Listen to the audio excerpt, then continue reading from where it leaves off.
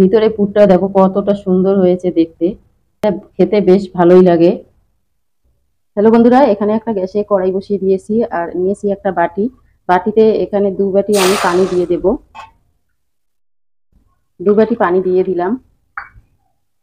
দিয়ে দিলাম স্বাদ মতো লবণ, 1 চামচ দিয়ে দিলাম চিনি, এখানে দিয়ে দিলাম সয়াবিন তেল 1 চামচ, আর দিয়ে দিলাম কিছুটা কারি পাতা।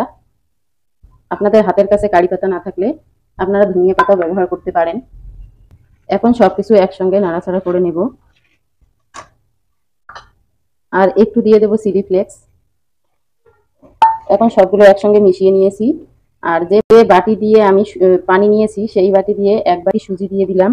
সুজিটাকে ভালো করে নাড়াচাড়া করে গ্যাসের ফ্লেমটাকে একটু লো ফ্লেমে রাখতে হবে। সুজিটাকে ভালো করে মিক্সড করে নিয়ে সিদ্ধ করতে হবে।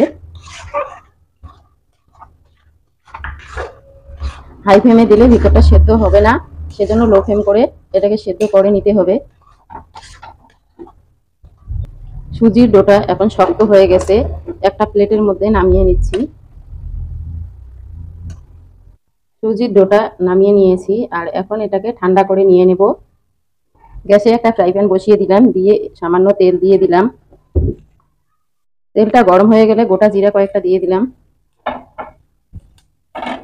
এখন দিয়ে দেব কুচনো কাঁচা লঙ্কা, কুচনো পেঁয়াজ দিয়ে একটু নাড়াচাড়া করে নেব। পেঁয়াজটা আমার যতক্ষণ লাল হয়ে আসে এটাকে নাড়াচাড়া করতে হবে। স্বাদ মতো দিয়ে দিলাম লবণ। লবণটা দিলে তাড়াতাড়ি একটু সেদ্ধ হয়ে যায়, সেজন্য দিয়ে দিলাম লবণ। পেঁয়াজ লাল করে ভাজা হয়ে গেছে, এখন সেদ্ধ করে রেখেছি আলুটা দিয়ে দিলাম। এখানে দিয়ে দিলাম পরিমাণ মতো জিরে গুঁড়ো, কাঁচা লঙ্কা কুচি দিয়েছি, সামান্য দিয়ে দিলাম কাশ্মীরি লঙ্কার গুঁড়ো, একটু দিয়ে দিলাম গরম মশলা। এখন সবগুলোকে নাড়াচাড়া করে নিচ্ছি, একসঙ্গে মিক্সড করে নিব মশলাগুলোকে, আর একটু ভালোভাবে আলুটাকে কষিয়ে নিতে হবে। এখন মেশানো হয়ে গেছে আর দিয়ে দিচ্ছি কারি পাতা। কারি পাতাটা দিয়ে আবারও ভালো করে কষিয়ে নিতে হবে। আলুর পুরটা এখন ভালো করে কষানো হয়ে গেছে, এখন এটাকে নামিয়ে নিচ্ছি। একটা প্লেটের মধ্যে আলুর পুরটা নামিয়ে নিয়েছি। এখন আলুর পুর আর সুজিটা এখন ঠান্ডা করে নিতে হবে। এদিকে সুজির পুরটা আমি ঠান্ডা করে নিয়ে নিয়েছি। যেভাবে রুটির ডো তৈরি করে নেই ওইরকম করে সবগুলোকে সুজির ডোগুলোকে আমি কেটে নিচ্ছি। একে একে সবগুলো ডোয়ে আমি কেটে নিব। আমার সবকটা এখন রেডি হয়ে গেছে। আর এদিকে যে আলুর পুরটা আছে, আলুর পুরটা এরকম করে ভাগ ভাগ করে নিয়েছি। এদিকে একটা সুজির ডো নিয়েছি, নিয়ে এটাকে এইভাবে আঙুল দিয়ে প্রেস করে একটা বাটির মতন তৈরি করে নিব। তো এভাবে আঙুল দিয়ে প্রেস করে আমি বাটির মতো তৈরি করে নিয়ে নিলাম। দেখো একটা বাটির মতো তৈরি করে নিয়েছি। আর আমি যে আলুর পুরটা রেখেছি ভিতরে দিয়ে দিলাম, দিয়ে এটাকে এভাবে মুখটা বন্ধ করে দিতে হবে।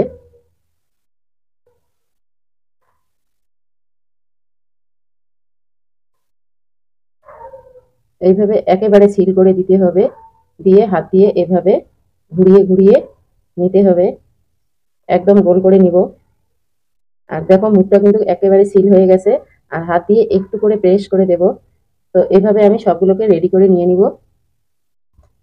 আপনাদের দেখার সুবিধার্থের জন্য আবারও একটা আমি বানিয়ে দেখাচ্ছি। এইভাবে বাটির মতো করে নিব।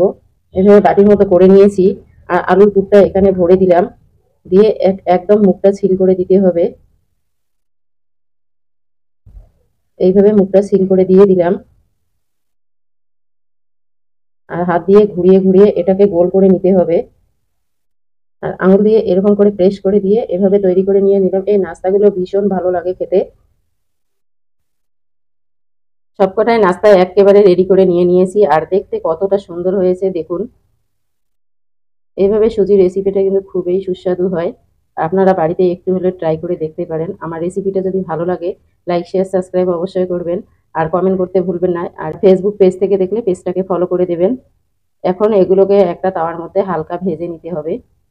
একটা গ্যাসে ফ্রাই প্যান বসিয়ে দিয়েছি আর একটু দিয়ে দিলাম তেল। তেলটাকে গরম করে নিয়ে নিব, আর তেলটা গরম হয়ে গেলে জালটা কমিয়ে দিতে হবে। লো ফ্লেম করে দিয়েছি, দিয়ে এখন একে একে নাস্তাগুলোকে দিয়ে দিব।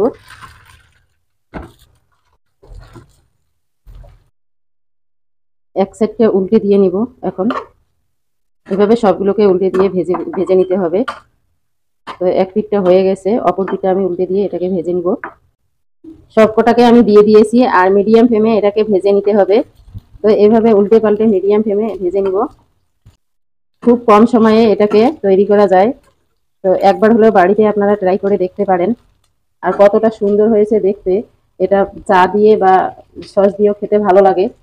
উল্টে পাল্টে এটা ভেজে নিয়েছি, আর দেখো কতটা সুন্দর হয়েছে দেখতে।